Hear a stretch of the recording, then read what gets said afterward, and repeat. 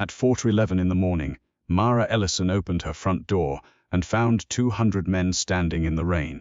They filled both sides of the narrow Philadelphia street like shadows given bodies. Black suits, black coats, black umbrellas, black SUVs parked bumper to bumper along the curb, headlights glowing through the silver curtain of rain. Men stood beneath flickering street lamps and beneath the dripping awnings of closed shops. They watched the roofs, the alleyways, the windows, the parked cars, every place danger could hide. Mara stood barefoot in the doorway of her old rowhouse, one hand gripping the doorframe, the other clutching the medical bag she had slept beside like a weapon. Her heart climbed into her throat. For one horrifying second, she thought they had come for her. Then a tall man stepped out of the nearest SUV, Rafael De Luca, even wounded, even pale from blood loss, even with one hand pressed beneath his ribs where her stitches had failed to keep his life from spilling out. He moved like a man the world had learned not to question. Rain slid over his black coat and dark hair. His face was sharp, controlled, unreadable. His eyes found hers through the storm, and somehow the chaos around them went silent. "You should be inside," he said. Mara stared at him. Behind him, armed men turned their backs to her house, forming a wall between her and whatever waited in the dark. "What did you do?" she whispered. Rafael's expression did not change. "What was necessary?" Her fingers tightened on the doorframe. "There are men on my roof." "Yes, there are men at both ends of my street." "Yes, there are men standing outside Mrs. Dunnerly's bakery like they regarding the president. She makes good bread." Rafael said calmly. Mara almost laughed. Not because it was funny, but because her mind had reached the edge of fear and found nowhere else to go. She took one step outside. Cold rain hit her face. "Why?" she asked. Rafael came closer, and only then did she see the strain beneath his control, the thinness of his mouth, the blood darkening the edge of his shirt beneath his coat. The wound she had stitched only hours ago had reopened, but he did not look down at himself. He looked only at her. "Because Mara," he said softly, "someone used you to find me." A chill colder than the rain moved through her, and now, his eyes lifted past her shoulder, scanning the upper windows of her home, the dark street, the line of men waiting for his command. "Now," he said, "they will learn what happens when they touch what I protect." Mara should have slammed the door in his face. She should have called the police. She should have run upstairs, packed a bag, and disappeared into the city before sunrise. Instead, she looked at the blood on his shirt and heard herself say, "Your stitches are tearing." For the first time since she had met him, Rafael De Luca almost smiled. "That is your main concern. You re-bleeding on my porch. You are in danger. You re-ruining my welcome mat." His eyes darkened with something dangerous and almost tender. "I will buy you another one. I don't want anything from you." His gaze held hers, I know, and somehow that was the most frightening thing he could have said. 26 hours earlier, Mara had never heard his name. She had been standing beneath the fluorescent lights of St. Agnes Medical Center. 5 hours past the end of her shift, with aching feet, a stiff neck, and coffee so burnt it tasted like punishment. The emergency room smelled of antiseptic, rainwater, old fear, and blood. Mara had stopped noticing most of it years ago. She had been a trauma nurse for 6 years, long enough to understand that people entered hospitals as strangers and left as stories. Some survived, some did not, some screamed, some prayed, some grabbed her wrist and begged her not to let them die. And Mara, tired as she was, always stayed. That was her talent, staying, even when she had nothing left. Mara Dute 11 called from the nurse's station, sliding a chart toward her without looking up. Curtain 6. "I'm off. You were off 2 hours ago. That's my point. Male patient, possible knife wound. Refusing police. Refusing attending physician. Says he'll only let a nurse clean it." Mara stared at him. Dute 11 finally looked up.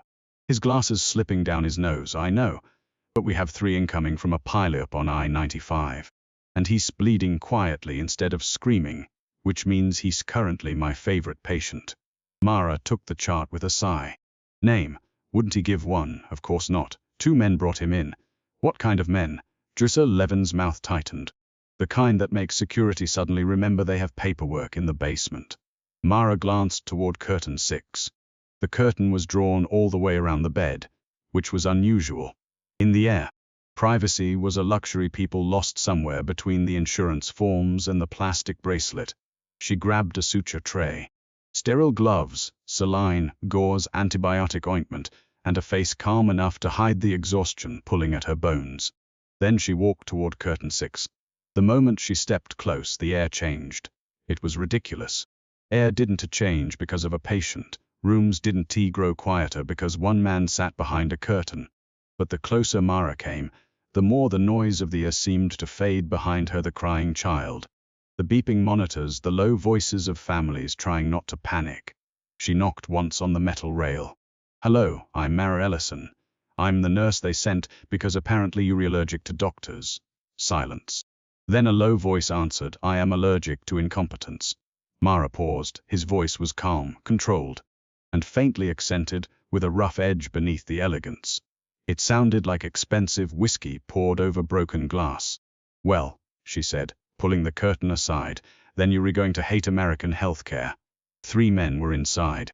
2 stood near the wall in dark suits, broad-shouldered and silent, hands folded in front of them.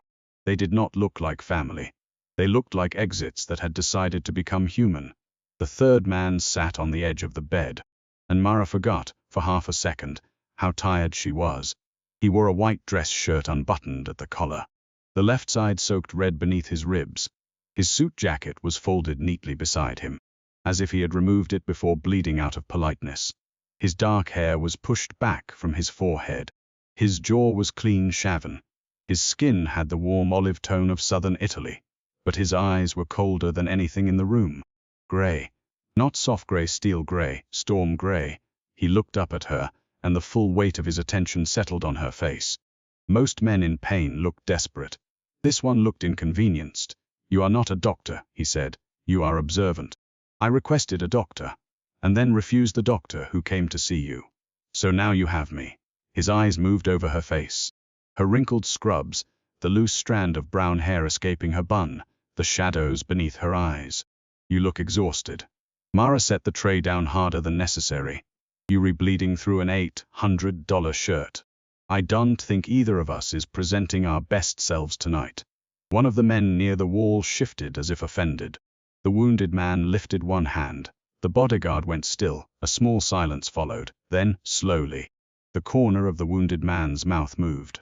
Not a smile exactly, more like his face remembered the possibility. "What is your name again?" "Mara Ellison." He repeated it once quietly, "Mara Ellison."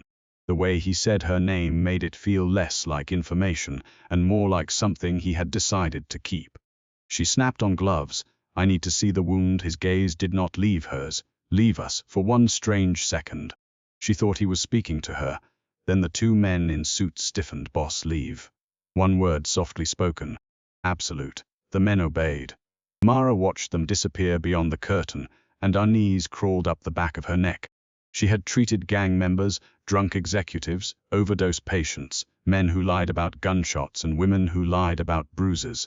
She had learned to recognize danger not by volume, but by silence. This man was all silence. She turned back to him. "I am going to ask you standard questions. You're going to answer them honestly, or this will be very annoying for both of us." His eyes narrowed with faint interest. "Do you always speak to patients like this?" "Only the ones who bleed mysteriously at 2 in the morning. Then proceed. Name." A pause. "Rafael, last name." Another pause. "Not relevant. Everything is relevant when I am putting a needle into your skin." De Luca. Mara wrote it down. Age, 38. Allergies? No. Medications? No. Did someone stab you? Yes. With what? A knife. What kind? His eyes flickered. The sharp kind.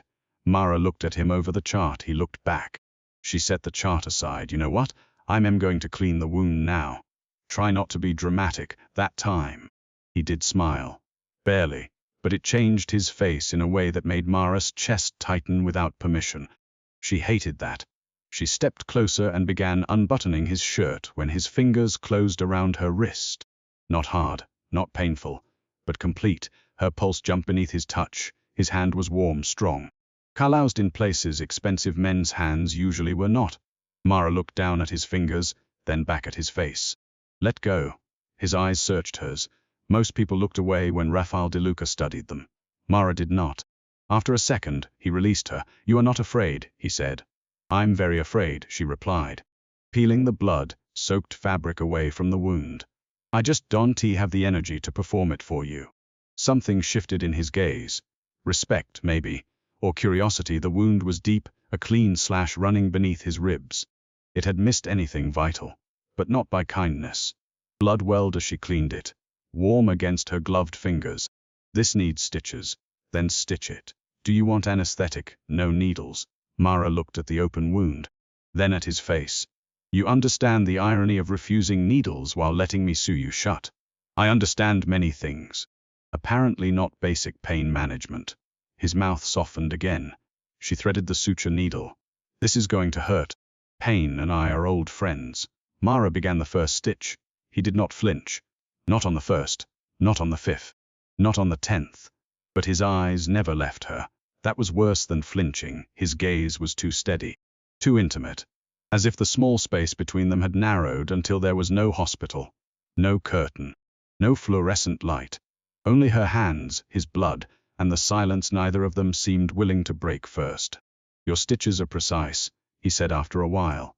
"My grandmother was a seamstress. She taught you. Before I could write my name, a useful inheritance." Mara tied off another stitch. "She hoped I'd use it on wedding dresses." "Did you?" "No." He heard something in the answer. His expression changed slightly, but he did not push. She appreciated that, against her will.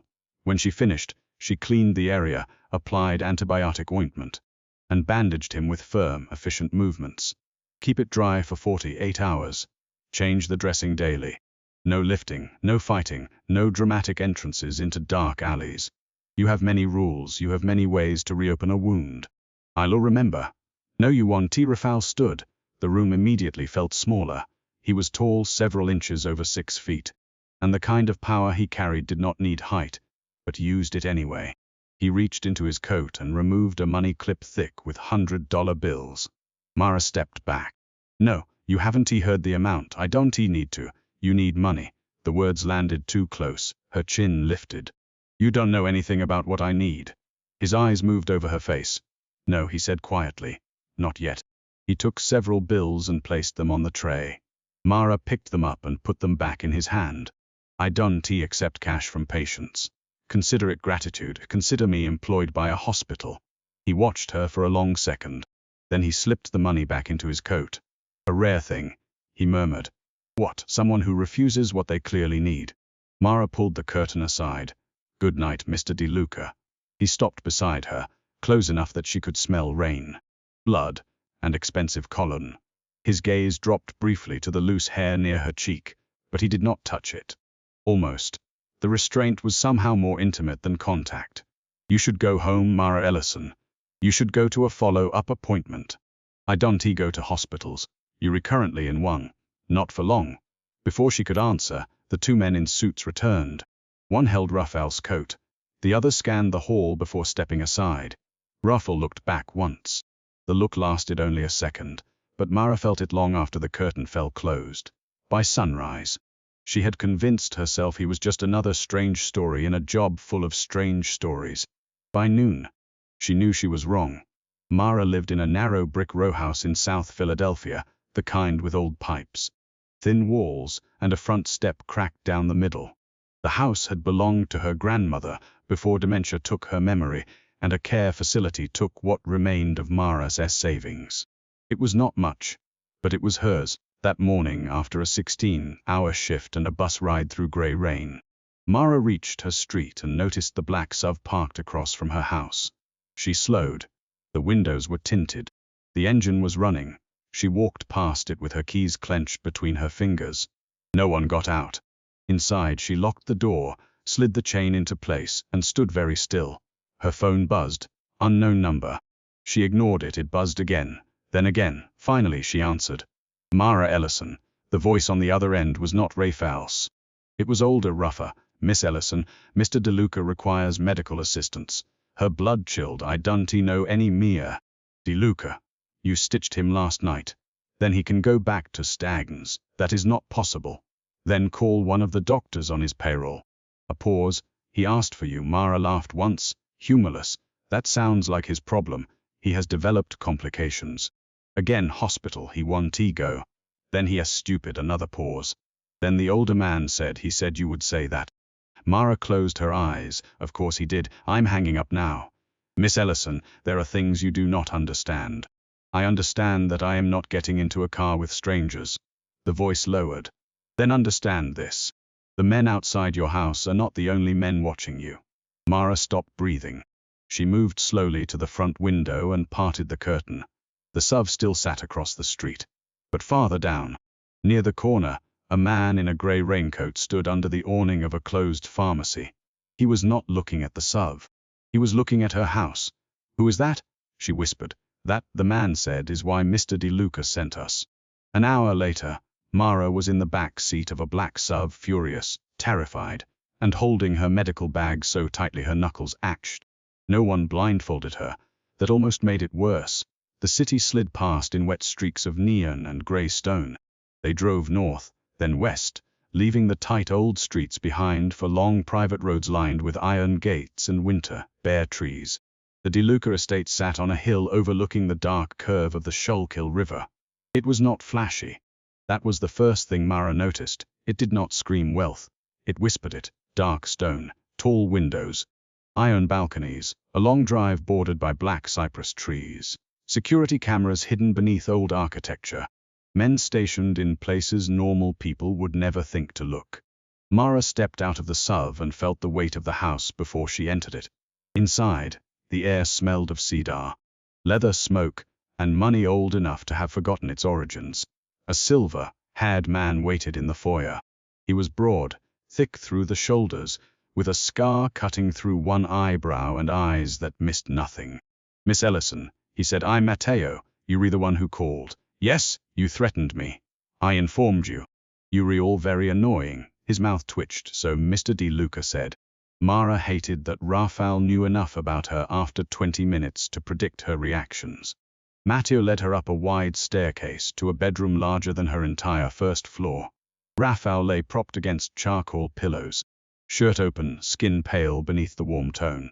Sweat darkened his hairline. His bandage was soaked through. Mara forgot her anger for 3 seconds, then it came back sharper. You absolute idiot. Rafael's eyes opened. Fever bright, still steady. Mara, you tore the stitches. I had business. You had a knife wound. Both required attention. She dropped her bag beside the bed and snapped on gloves. You are either incredibly arrogant or actively trying to die. Many have tried to help me with the second. Her hands stilled for half a beat. Then she looked at him. Something dark moved behind his eyes, there and gone. Mara turned to Matteo out. Matteo blinked. I beg your pardon. You heard me. Rafael watched her with faint amusement. Matteo looked to him. Rafael gave a small nod. The older man's jaw tightened, but he left. When the door closed, Mara peeled back the bandage. The wound was angry, swollen and beginning to show signs of infection. Her stomach dropped. You have a fever. Yes. Redness spreading. I noticed. Drainage, also noticed, and yet instead of getting actual medical care, you sent men to drag me out of my house. I asked politely. Your version of politely has armed vehicles. His gaze rested on her face. You came. You implied someone else was watching me. Someone was. Why? That is what we are determining. Mara removed the damaged sutures with tight, controlled movements. The work was ugly, painful, necessary. Rafael's jaw clenched, but he made no sound. She cleaned the wound, packed it, started antibiotics from the supplies his men had somehow obtained, and hung a saline bag from a carved bedpost, because rich criminals apparently had everything except common sense, and if stands. You need hospital-level care, she said. I have you. I am not a hospital. No, he said quietly. You are far less irritating. She shot him a look. His mouth softened.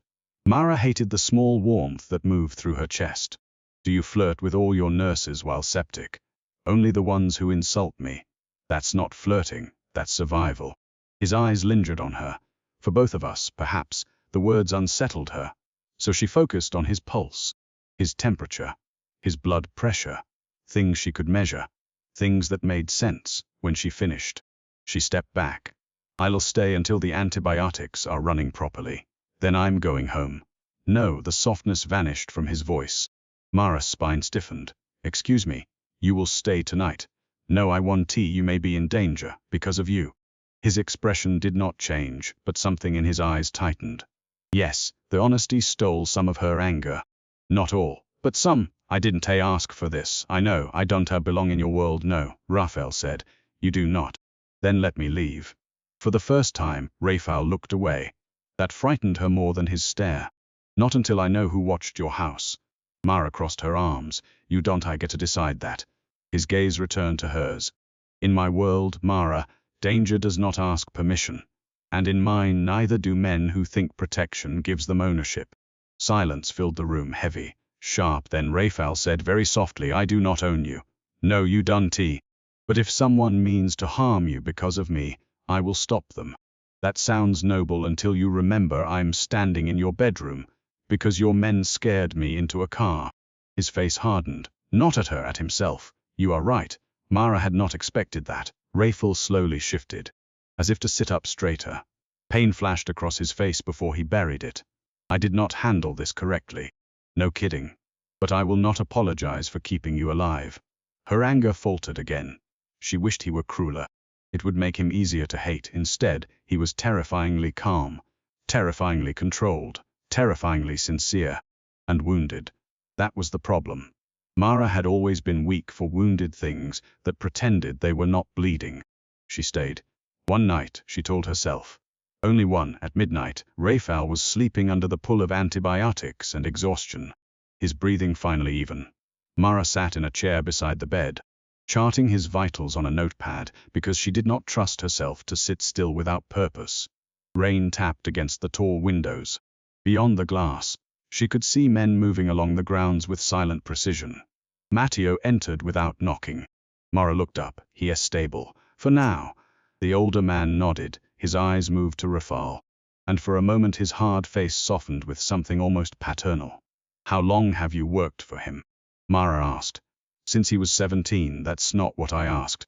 No, Matteo said. But it is the answer that matters.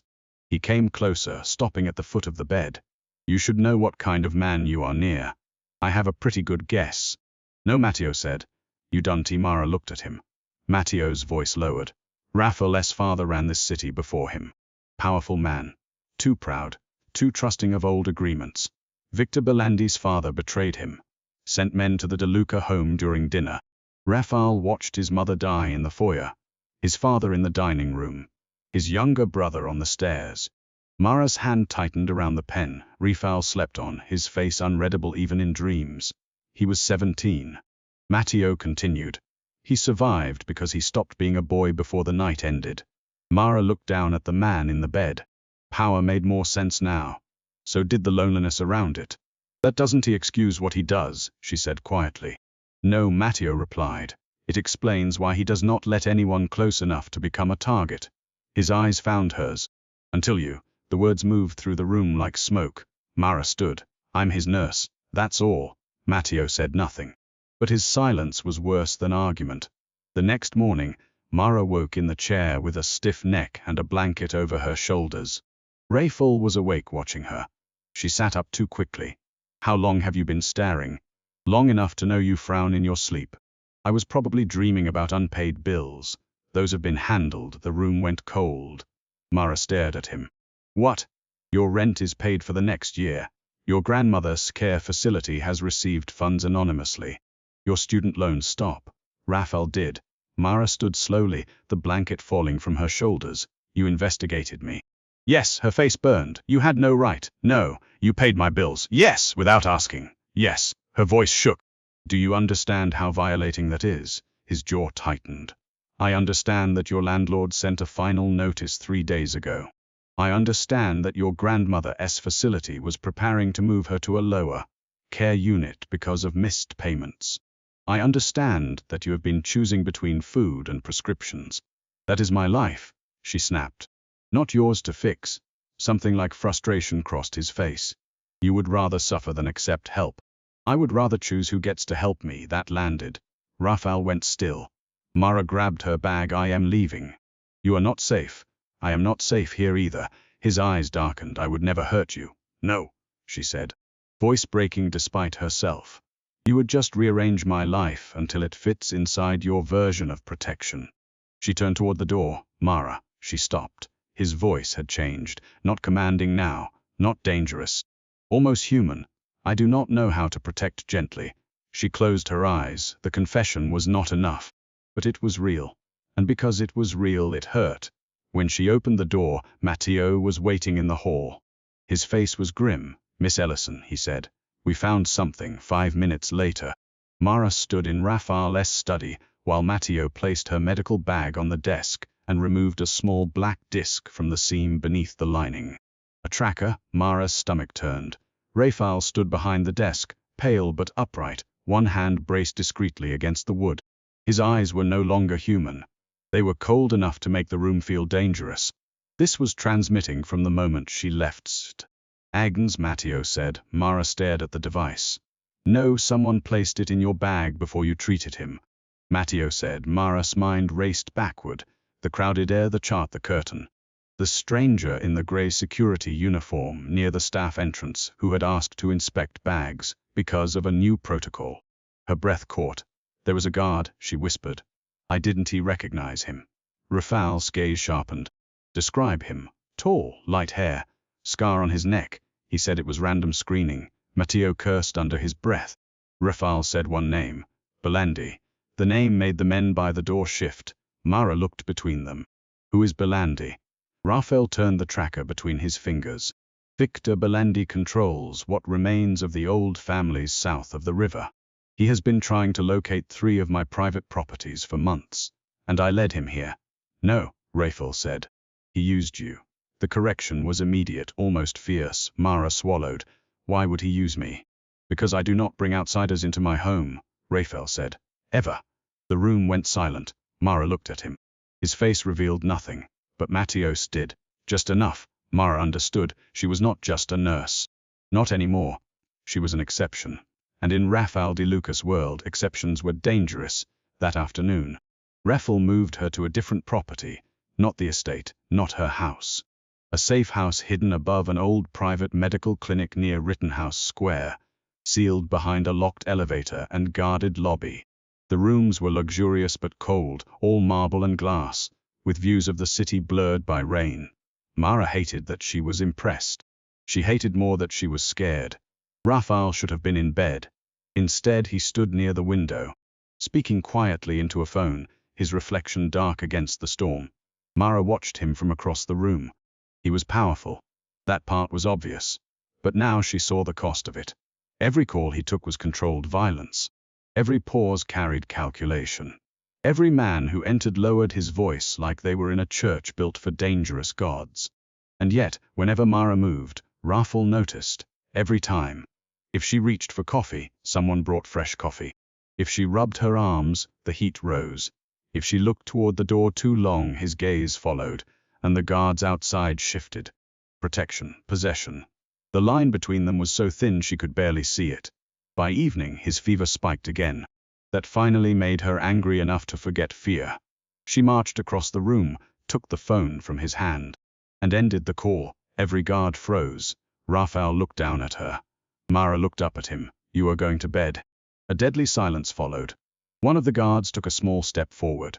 Rafael lifted one finger. The man stopped. You ended my call, Rafael said. Yes, that was unwise, so is dying upright because your ego won't let you sit down. His eyes narrowed. Mara jabbed a finger toward the bedroom. Move. A long moment passed. Then Matteo, standing near the doorway, cuffed into his fist. It sounded suspiciously like laughter. Rafael's gaze cut to him. Matteo looked at the ceiling. Then Rafael looked back at Mara. You are very comfortable giving orders. I'm a nurse. People are stupid with their bodies.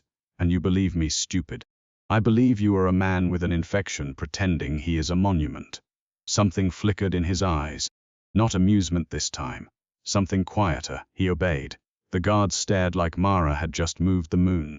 She followed him into the bedroom, closed the door, and changed his bandage in a silence too charged to be peaceful. The wound looked better, not better. You scared your men, she said. They scare easily.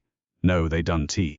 Rafael's mouth curved faintly. Mara taped the bandage down. Your fever is still too high. You worry. I monitor. You worry, he repeated. She looked up. He was watching her again with that unbearable steadiness. The room felt too warm, too small. You need rest, she said. I need many things. His voice was low. Mara's pulse betrayed her. She stepped back, but the bed was behind him and the window behind her, and there seemed to be nowhere in the room where his presence did not reach. I'm not one of your things, she said. His expression changed instantly. No, the word was quiet, firm, almost angry, never that. Mara believed him. That was the danger. She looked away first. Later that night the first attack came. Not with guns, not with explosions. With a phone call. Mara's phone rang from a number she did not know. She answered before thinking. Mara Ellison, a male voice said, older, smooth, almost kind. She froze. Rafael, who had been sitting at the table across the room reviewing documents despite her threats, looked up instantly. Who is this? Mara asked, a friend of a friend. Rafael stood. Mara's grip tightened on the phone. The voice continued, you have found yourself in the wrong house with the wrong man. Rafael De Luca has a habit of destroying women who mistake his cage for a castle. Mara's blood went cold. Rafael held out his hand for the phone. She did not give it to him. Who are you? She demanded. The man chuckled. Ask him what happened to Elena Moretti. Rafael went still. Completely still. Mara looked at him. For the first time since she had met him. His face showed fear. Not for himself. For what she had just heard. The caller laughed softly. There it is. The silence. He has not told you about her, has he? Rafael's voice was deadly quiet. Hang up, Mara. But Mara could not move. Ask him. The voice whispered. Ask him what happens to women he protects. The line went dead. Mara lowered the phone. The city glowed beyond the windows, cold and distant. Elena Moretti, she said. Rafael closed his eyes for 1 second. When he opened them, the wall was back. She is dead. Mara's chest tightened. Who was she? My fiancé. The words hit harder than Mara wanted them to. She looked away. It was stupid. Irrational. She had known him for barely more than a day. She had no claim on his past, no right to feel the small sharp sting of it. But she felt it anyway. What happened? Rafael's jaw flexed. I protected her badly. That's not an answer. It is the only one that matters. No. It's the one that lets you punish yourself without telling me the truth. His gaze snapped to hers. There was anger there, and pain beneath it. Elena was promised to me when I was 26, he said. A business arrangement between families. She did not love me. I did not love her, but I respected her. I thought that would be enough. Mara listened, arms folded tightly around herself. Belandi wanted to weaken my alliance with her family. He took her from a charity gala, sent me a choice. Surrender the port contracts or receive her body. Mara's throat tightened. What did you choose? Rafael's eyes were flat. I chose war, silence, and Elena. She was dead before the message arrived. His voice did not break. That made it worse. Belandi made sure I would spend the rest of my life wondering if a different choice would have saved her. Mara's anger softened despite herself. I'm sorry. Do not be. Pity is useless. It's not pity. What is it? Then, she looked at him. In the dim light, with fever beneath his skin and ghosts behind his eyes. Rafael De Luca looked less like a monster than a man who had built one around himself to survive. It's grief recognizing grief, she said. The words changed something in the room. Rafael looked at her as if she had reached through armor.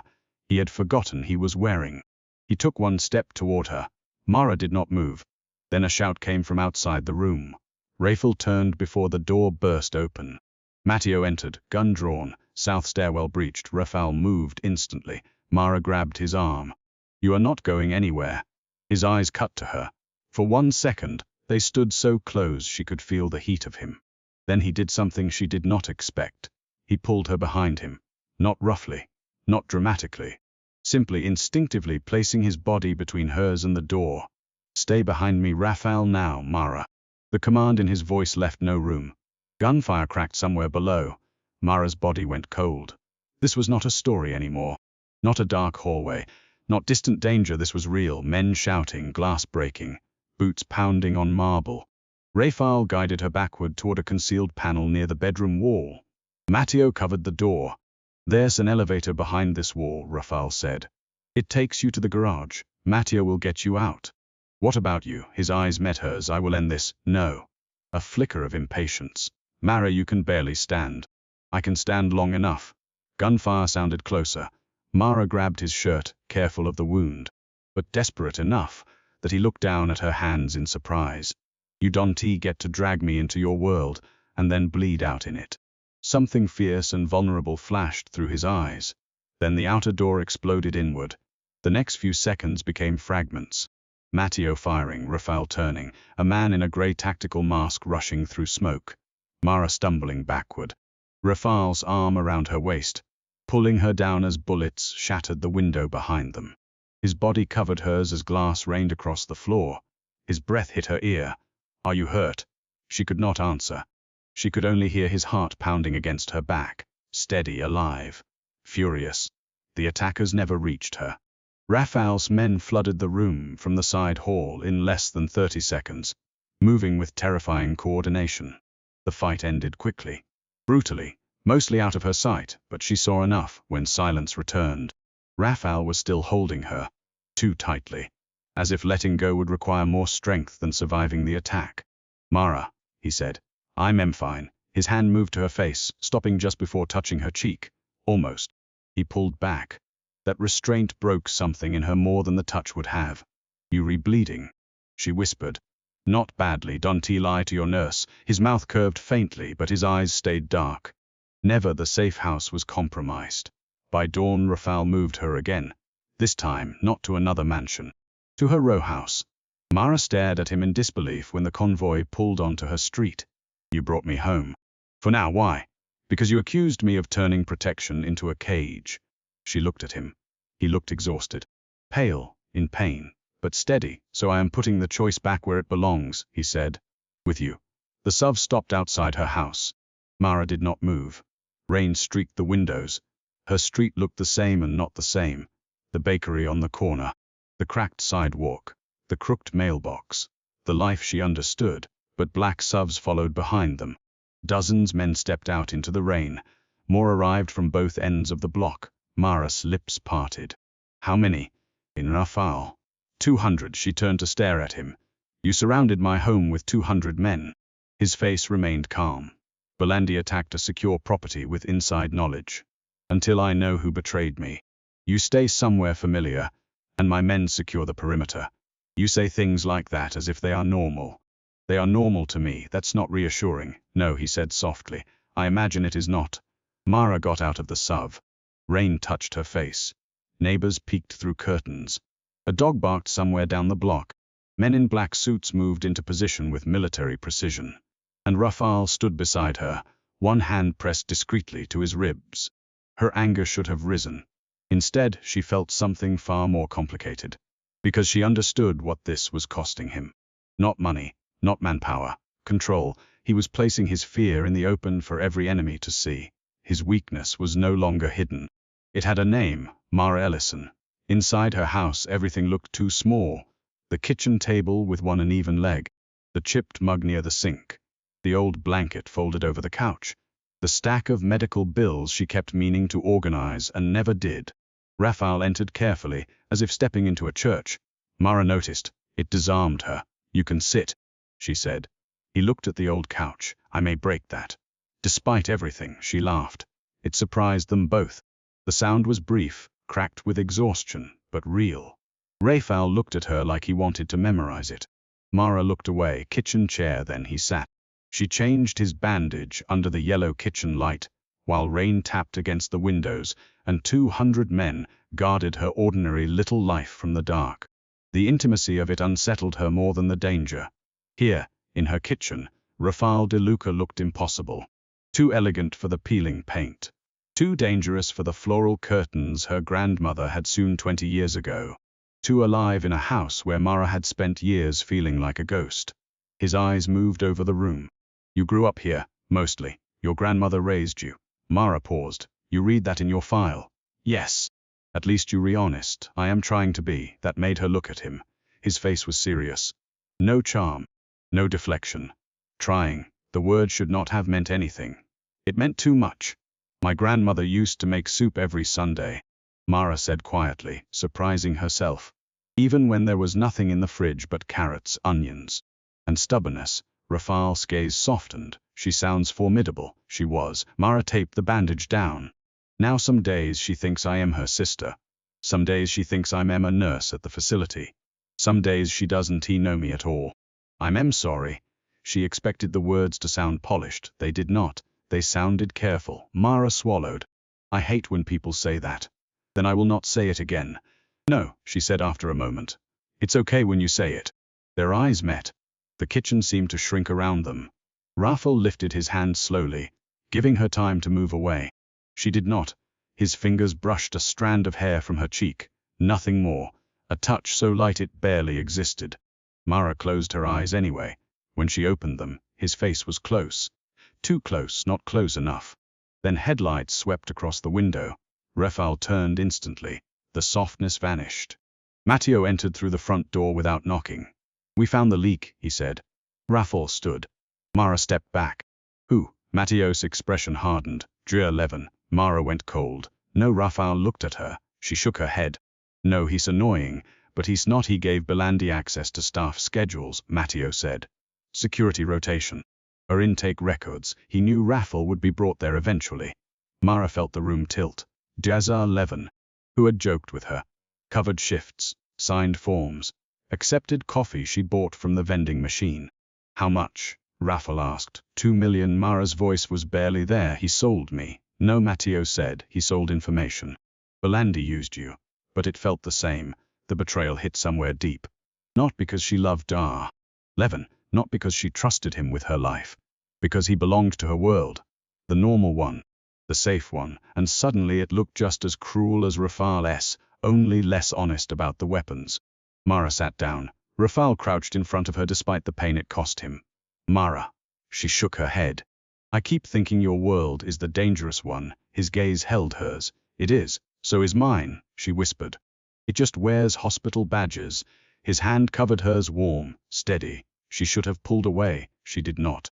At 900 that night, Victor Belandi called again. This time, Rafael answered. He put the phone on speaker and set it on Mara's kitchen table. Belandi's voice filled the small room like poison poured into wine. Rafael, surrounding a nurse house with soldiers. How romantic. Rafael's face revealed nothing. You attacked a medical safe house. You brought an outsider into our business. I brought a nurse to treat a wound. You brought a weakness into the open. Mara's throat tightened. Rafael looked at her, then said calmly, yes. The room went still. Even Matteo looked at him. Rafael continued, and if you mistake her for leverage again, I will burn every Belandi property from the river to the port. Belandi laughed. You always did confuse violence with love. Rafael's voice lowered. No, I confuse threats with invitations. The line went quiet. When Belandi spoke again, the amusement was gone. Midnight, Pier 47. Come alone. Or I send your nurse the good doctor's confession in pieces. Mara stood. Drew 11. Rafael's jaw tightened. Belandi heard her. Ah, Miss Ellison. Still alive, that is impressive, considering the man beside you destroys everything he touches. Rafael reached for the phone. Mara stopped him. Her hand closed over his. Then she leaned toward the phone. Mr. Belandi, a pause. Yes, nurse. If Dar 11 is alive, keep him that way. Belandi chuckled. And why would I obey you? Because Rafael De Luca is listening, Mara said, her voice steadier than she felt. And from what I've seen, he becomes very unreasonable when people ignore my instructions. For one stunned second, no one spoke. Then Belandi laughed softly. Well, he said, perhaps I underestimated you. The call ended. Rafael stared at Mara. What? She asked. His eyes burned. You should not provoke men like him. I learned from watching you. That is not comforting. No, I imagine it is not. Matteo made the mistake of smiling. Rafael shot him a look. The smile vanished. Mostly, Rafael did not go alone to Pier 47. Of course he didn't. He went with a hidden perimeter. Snipers on warehouse roofs, men in boats beneath the pier. And Mara furious in the back of an armored SUV. Because she had refused to stay behind, and he had refused to let her come until she threatened to reopen his stitches herself. This is reckless, Rafael said. You want to talk. You are not trained for this. I'm trained to keep reckless men alive. His eyes cut to her, including me. She looked out the window. Unfortunately, the power was drowned in fog. Philadelphia's riverfront looked like another world at midnight, all rusted metal, wet concrete, orange industrial lights, and black water moving beneath the docks. Belandi waited near an old warehouse with 6 men and Levin on his knees beside him, face bruised, hands tied, Mara's stomach twisted. Rafael stepped from the SUV, calm as death. Mara watched through the tinted glass. He looked larger in that place, darker, not like the wounded man in her kitchen, not like the patient who almost smiled at her insults. This was the Mafia Boss, the man men feared. And she understood why. He did not raise his voice. He did not posture. He simply stood in the fog. And the entire pier seemed to arrange itself around his danger. Belandi smiled. You came, you asked, for a man who betrayed you, for the woman he betrayed. Mara's breath caught. Belandi's gaze flicked toward the SUV. Rafael's voice turned lethal. Look at me. Belandi looked back. The negotiations lasted 7 minutes. Mara could not hear all of it. Only pieces through the comm Matteo reluctantly let her listen to. Shipping routes, port access, debt forgiveness, blood payment. Then Belandi said, and the nurse. Rafael's silence was terrible. Belandi continued, she walks away from you, publicly, permanently. I want it known that Rafael De Luca's little weakness was temporary. Mara's heart pounded. Rafael looked toward the SUV. Through the dark glass, somehow, his eyes found hers. Then he said no, one word, not loud, not negotiable. Belandi sighed. Then perhaps she dies with your pride. A gunshot cracked. The window beside Mara shattered. Matteo pulled her down. The world erupted. Gunfire tore through the fog. Men shouted, tires screamed. Rafael moved through the chaos toward the SUV, not away from it, gun in hand. Coat whipping behind him. Mara saw him take a hit to the shoulder. He barely slowed. Another man lunged from the side of the warehouse, aiming toward the SUV. Rafael shot him before Mara could scream. Then he reached the door, pulled it open, and dragged her into his arms as the vehicle behind her burst into flames. Heat slammed into her back. Rafael wrapped his body around hers, shielding her from glass, fire and shrapnel. For a moment, the whole world was orange light and his heart beat. Mara, he said against her hair. Answer me, I'm okay. Say it again, I'm okay. His arms tightened once, just once. Then he released her enough to look at her face. There was blood on his temple, his shoulder, his shirt. But the terror in his eyes was not for himself. It was for her. And that finally broke through every lie Mara had been telling herself. This was not control. Not only obsession, this was fear, raw human fear. The kind that made a ruthless man shield a woman with his own wounded body, and look at her afterward as if the universe had almost taken the only thing he had not meant to love. Belandi escaped. Barely. Levin survived. Barely. Rafael collapsed 20 minutes after they reached the estate. Mara caught him before his knees hit the floor. For the next 18 hours, she became nothing but hands and focus. Clean the wounds, stop the bleeding, control the fever, antibiotics, fluids, pressure, orders. His private doctor tried to take over once. Mara glared at him so fiercely he stepped back. Matteo stayed near the door, silent and pale. Rafael drifted in and out of consciousness. Once near dawn his fingers found Mara's wrist. You stayed, he murmured. I'm working, you stayed. He repeated. She did not answer. Because he was right, she had stayed. Not because of fear. Not because of guards. Not because of danger. Because when he had fallen, something inside her had fallen with him. By the second night, his fever broke. Mara sat beside his bed, exhausted beyond thought. Rafael opened his eyes. Mara, I swear, if you say business required your attention, I'm sedating you. His mouth curved faintly. I was going to say thank you.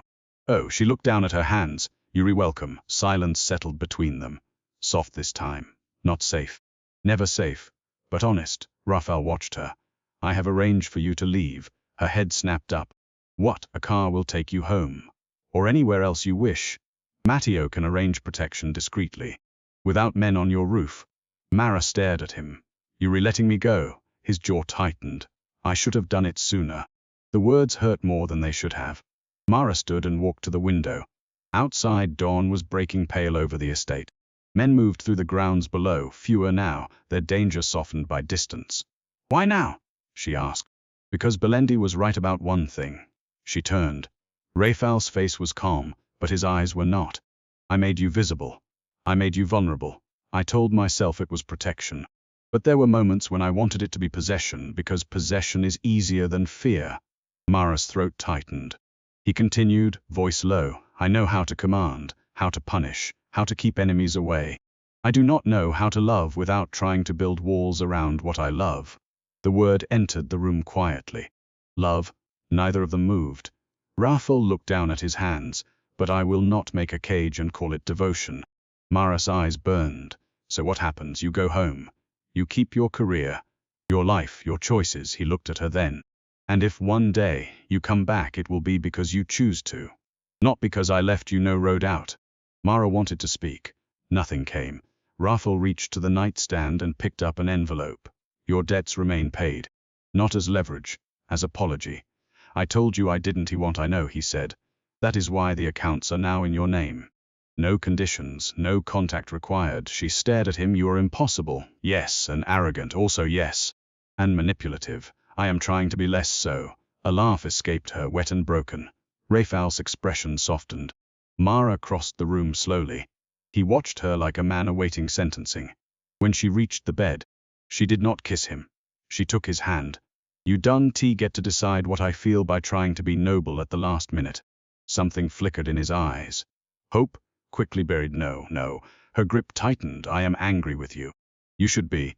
I am scared of your world. You should be. I don't know if this is love, trauma, bad judgment, or the result of sleep deprivation. His mouth moved slightly. Mara, but I know how I felt when you fell. His face went still. And I know how I felt when Belandi asked you to send me away and you said no. His thumb moved over her knuckles. Any man would have said no. No, Mara whispered. Most men would have said yes and called it strategy. Rafael looked at her for a long moment. Then he lifted her hand and pressed his mouth to her fingers. It was not seductive, it was reverent. Mara closed her eyes. I need rules, she said. Name them. I keep my job. Yes, you don't interfere with my patients, my schedule, my apartment, or my grandmother unless I ask. Yes. No tracking my phone, a pause. Rafael, yes.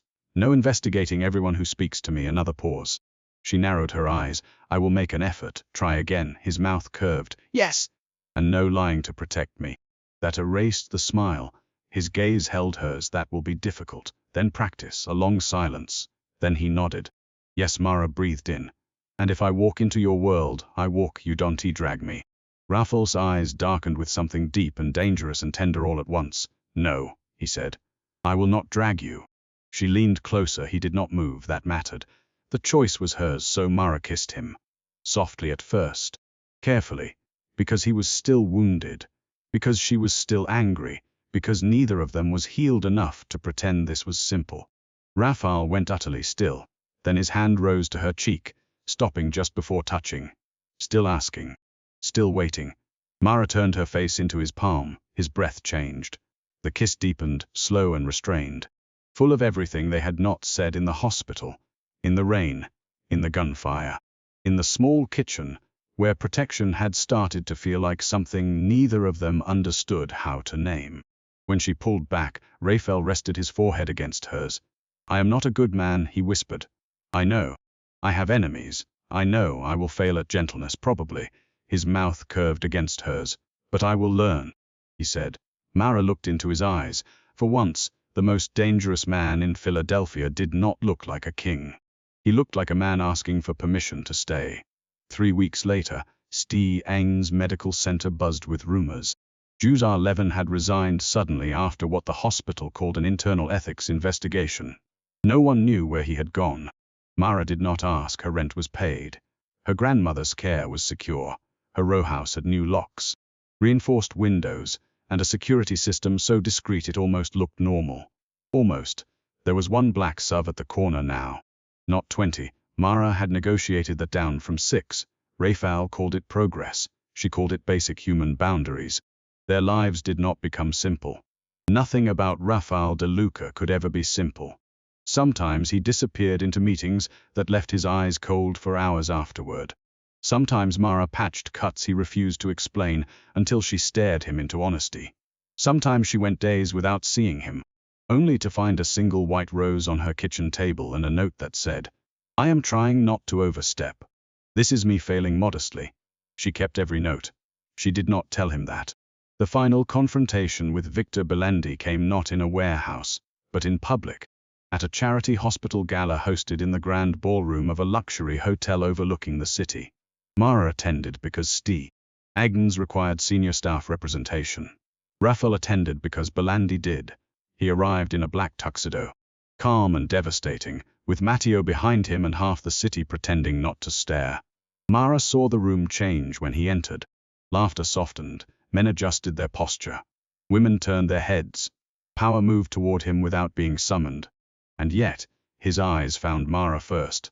She stood near the edge of the ballroom in a dark emerald dress she had bought herself, because she refused Rafael's offer to send options, which had apparently meant half of Milan. His gaze moved over her once. Slowly. Not possessive, proud. That was worse. Victor Belandi approached her during the silent auction. He was elegant, silver-haired, smiling like a knife. "Miss Ellison," he said, "you look different without blood on your hands." Mara's body went cold, but she did not step back. "And you look shorter without men hiding behind fog." His smile thinned. "Rafael has made you brave." "No," she said. "Rafael just made you obvious." His eyes hardened. Across the room, Rafael turned. He knew somehow. He knew. Belandi leaned closer. "You think he loves you because he lets you argue. But men like Rafael do not love. They acquire." Mara held his gaze. "Then you don't know him as well as you think." "I know exactly what he is." "So do I." Rafael reached them then, silent as a storm. The ballroom seemed to fade around them. Belandi smiled. "De Luca." "Victor, no threats tonight, no guns, no army at the door." Rafael's voice was calm. "No need." Belandi's smile flickered. Rafael stepped closer, lowering his voice so only the three of them could hear. "Your accounts are frozen. Your dock foremen have turned. Your nephew is speaking to federal agents. By sunrise you will have no rotes, no allies, and no name worth fearing." Belandi went pale. Mara stared at Rafael. He did not look at her. He kept his eyes on Belandi. "You attacked my home. You threatened my people. You used her." Rafael's voice lowered. "I considered killing you." Belandi swallowed. Rafael continued. "But Mara dislikes unnecessary bloodshed." Mara's breath caught, "So I chose humiliation instead." Around them, phones began buzzing. One by one, men across the ballroom looked down at their screens. Faces changed. Conversation stopped. Belandi's empire collapsed in real time beneath chandeliers and champagne. Not with gunfire, with exposure. Documents leaked. Accounts seized. Partnerships dissolved. Rafael had not brought an army into the ballroom. He had brought an ending. Belandi looked at Mara with hatred. "You made him weak." Mara looked at Rafael. He was still watching Belandi, cold and controlled. But his hand found hers. In front of everyone. In front of enemies, allies, donors, doctors, reporters, and every whispering mouth in Philadelphia. Rafael De Luca held Mara Ellison's hand like it was the most natural thing in the world. "No," Rafael said. His thumb moved gently over Mara's knuckles. "She made me choose what kind of strength was worth keeping." Belandi said nothing. There was nothing left to say. 6 months later, Mara stood on the back terrace of Rafael's estate as rain fell softly over the gardens. Not the violent rain of the night they met. Not the desperate rain outside her rowhouse. This rain was quiet, almost kind. Behind her, the house glowed with warm light. Somewhere inside, Matteo was arguing with the chef about espresso. Rafael's men moved along the property. Fewer than before, less like an army and more like a distant fact of his life. Mara still worked at St. Agnes, still lived part-time in her row house, still made Rafael text before sending drivers, still threatened his men with medical lectures when they tried to hide injuries. Her grandmother had good days and bad days. On the good days, she called Rafael the handsome funeral director, which Mara found hilarious, and Rafael accepted with grave politeness. Life had not become safe, but it had become hers again. That was the difference. Rafael stepped onto the terrace behind her. She knew his footsteps now, measured. "Quiet, certain. You'll catch cold," he said. Mara smiled without turning. "Says the man who once tried to attend a crime negotiation with an infected knife wound. I have grown. You have learned to fear me." "That too." He came to stand beside her. For a while, they watched the rain together. Then he reached into his coat and held out a small velvet box. Mara stared at it. "Rafael, it is not what you think." She looked at him. He opened it. Inside was not a ring, it was a key. Old brass, heavy, beautiful. What is this? The key to my father's study, he said. The only room in this house no one enters without me.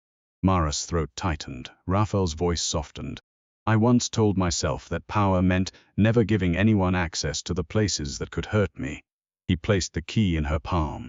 Then you walked into an emergency room half dead on your feet and treated me like a man instead of a monster. Mara closed her fingers around the key. His eyes held hers. You do not belong to me, he said. But every locked part of me belongs with you. If you still want it. Mara's eyes burned.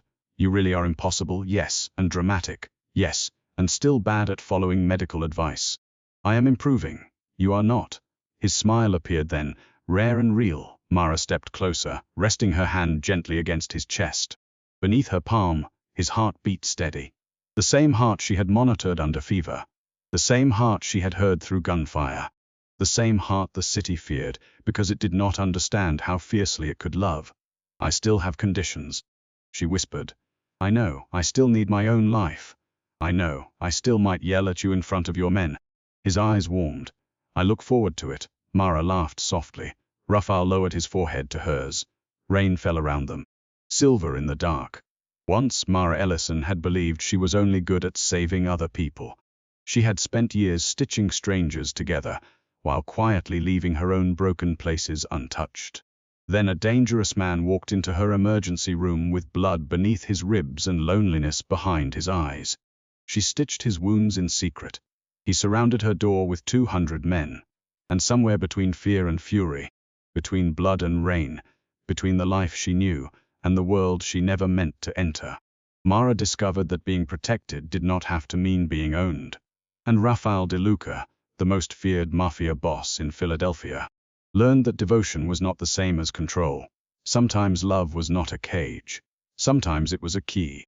And sometimes the woman who saved the monster did not make him less dangerous.